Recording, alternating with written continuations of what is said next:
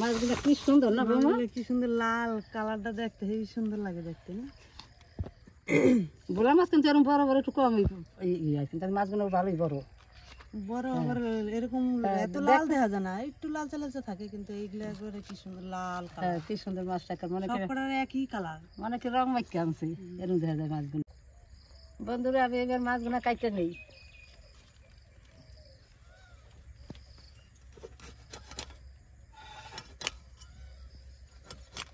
না জের মাছের ফরিগুলো দেখা গেছে শক্ত শক্ত, আমি তো বলছি শক্ত বুঝি না, ফরিগুলো নরম আছে।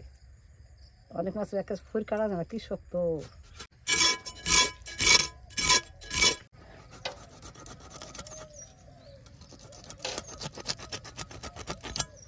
মাছগুলোর মধ্যে ডিম হয়ে গেছে।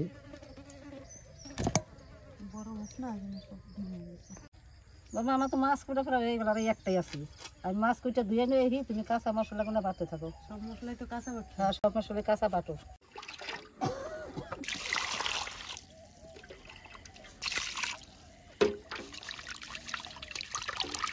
মাছগুলো এমনি খুবই বড়, বেশি একটা রক্তমুক্ত নাই মাছ। শুকনো লঙ্কা আর আদা বেটে নেবো।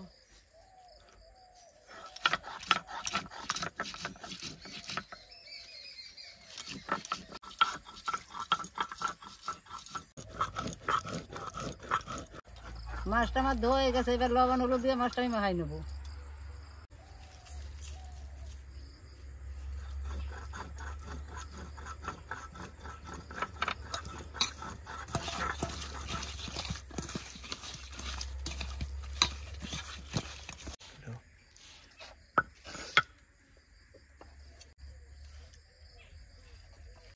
জিরে আর ধনে, সামান্য কালো জিরে,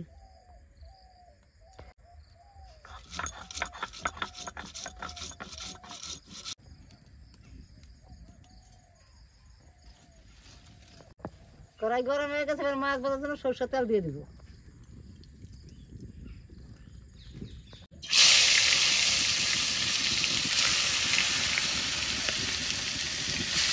আর দিতে না, এবার সরষেটা বেটে নেবো।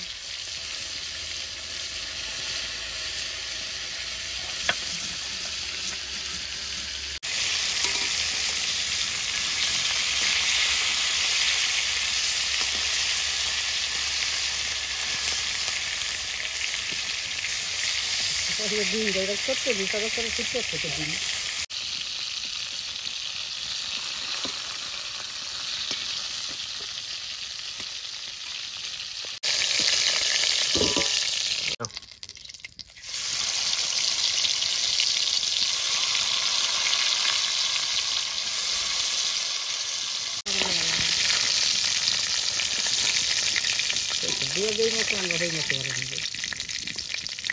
মাছ ভাজা তেলের মধ্যে জিরে আর কালো জিরে দিয়ে দেবো,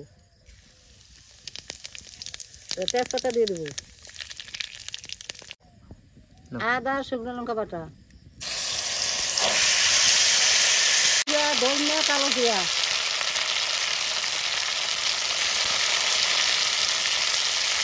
হলুদ দিয়ে দেবো, ওর মধ্যে লবণ,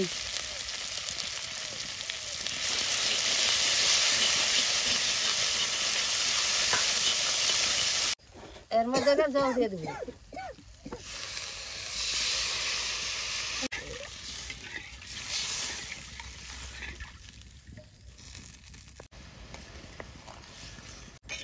এই তো ঝোলটা ভালো করে জাল দিতে হবে, ভালো করে জাল দিলেই এরপরেই মাছটা আমি দিয়ে দিব, জালটা ভালো দিই। তরকারি যত জাল হয় ততই খাইতে স্বাদ হয়। ঝোলটা জাল হয়ে গেছে, এবার এর মধ্যে মাছটা দিয়ে দিব।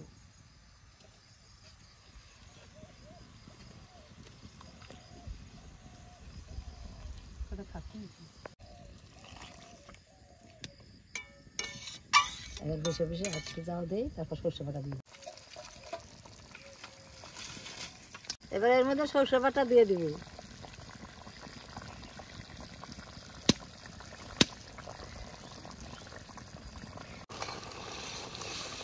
কালারটা কি সুন্দর হয়েছে না?